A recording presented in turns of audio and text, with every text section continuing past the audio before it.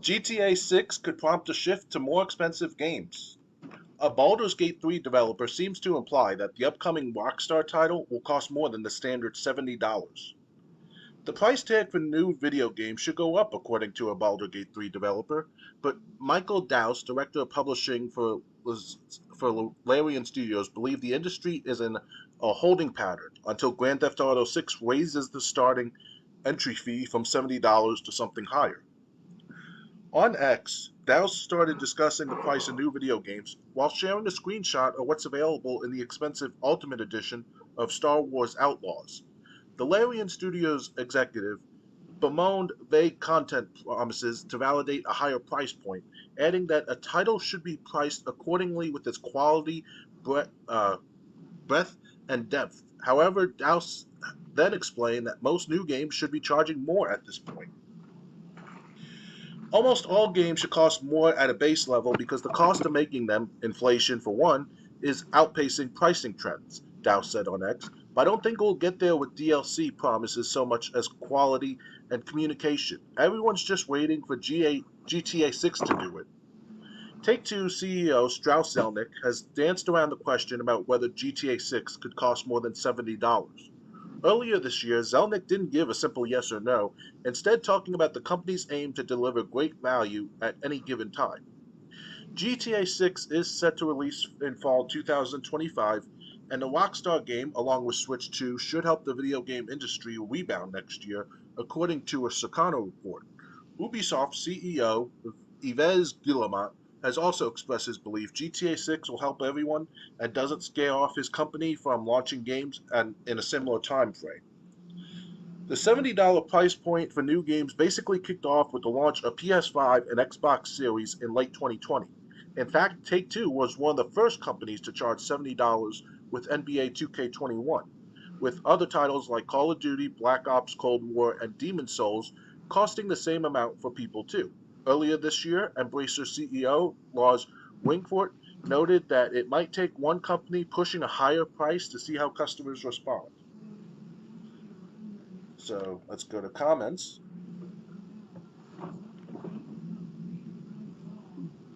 And Uninspired Cup goes greed, greed, greed. Endless greed. Big Boss 927 goes, you seem to lack an understanding of basic economics. Attire X goes, pay more for games to be canceled, staff laid off, and studios closed? Sure. So, what do you think about Grand Theft Auto 6 possibly being the guinea pig to see if people will pay more for their games? It has surprised me for since the late 2010s.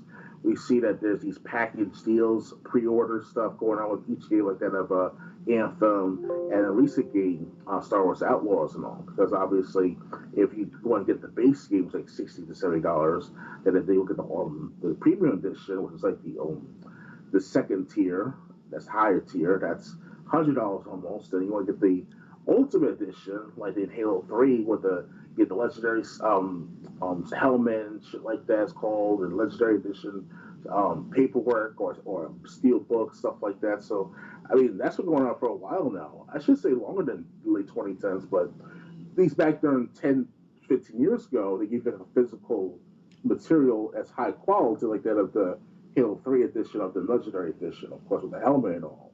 Now, with like that, a Fallout 76's Ultimate Edition with the useless, low grade, low quality baggage bag or a duffel bag of sorts. That's like, it's fucking up. It's fucking with the consumer now. They try to create this huge, you know, discriminatory practices, you want to call it, because it's like as gamers, always not PC gamers, but definitely console gamers, we were prone to take it up to more times than ever, and every single time, and we still buy into those package deals of expensive games or expensive edition of games.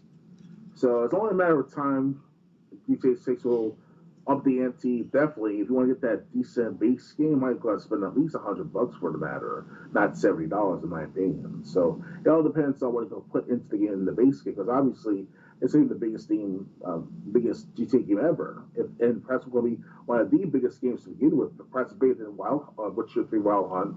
Perhaps bigger than one of the games out there, Concord at one point, because they had a bigger layout over the years of what they want to do with that game. So it's let's see what happens with the next year and a half from now. Yeah. Um, well, first off, if any gaming executive or CEO or anything like that is trying to defend games raising their prices, uh, well, you should be increasing in quality. Games quality at this point is at an all-time low, except for a few outliers. You got Concord canceling in over a week. You got games like Suicide Squad, Kill the Justice League. What a what a bullshit that was. You got all these games that suck, and then you got people wanting to raise prices for them.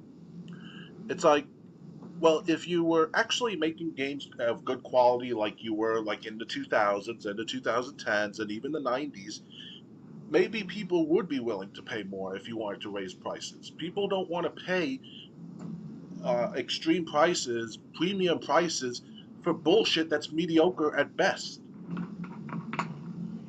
Mm-hmm. If I go to a movie theater and I buy a full price movie theater ticket, and the movie starts and it's a high school play, I'm gonna be pissed. Oh yeah. And that's what gaming execs don't seem to understand. You keep saying, "Oh, these games cost so much more to make." Well, if you had the same care and quality as games in the past, maybe more players would be uh, would be at least sympathetic to your arguments. But when you shovel out games and it's like a needle in a haystack with only one of those needles is a good, it's like, well, of course we don't want to pay more for this. So I mean, games going up past 70, yeah, there's an argument for it because for people who buy like deluxe editions and everything, this is nothing to them. But at the same time, it's like, I mean, even WW 2K24 has its own problems.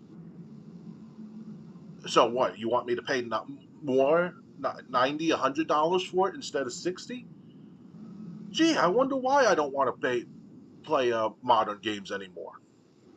That's just a yearly occurrence, like the Call Yeah, of Duty games or yes, even the 2K games. yeah. The sports games are a yearly occurrence. But I mean, yeah, these and then, well, I mean, look at AEW Fight Forever, or as I call it, Disappointment Forever. Uh, they'd bring out like three wrestlers and like have charged like $25 for the whole pack. And it's like WWE offers more wrestlers in a pack and doesn't charge even half of that. Oh And yeah. so it's kind of like you're, if maybe, let's return back to quality. Let's have games with the same quality of Arkham Asylum or the Batman Arkham games. Let's have games with the same quality of the old Gears of War. Let's have games with the same quality of Grand Theft Auto 5, of Red Dead 2, of I'm starting to blank. Mm-hmm. I really shouldn't be blanking right now with how far back I'm going. That's the problem. If these games were, like I said, if the games were good, maybe people would be willing to pay more. But no, you want to give us games that require day one updates, and we'll just figure it out later. And now you want not people to go 80, 90, $100 for it. That's the base game, most likely. Yeah, that's what I was saying. Funny. Well, like I said, that's why I'm sticking to retro. What a clown one with, right, Triple J? Yep.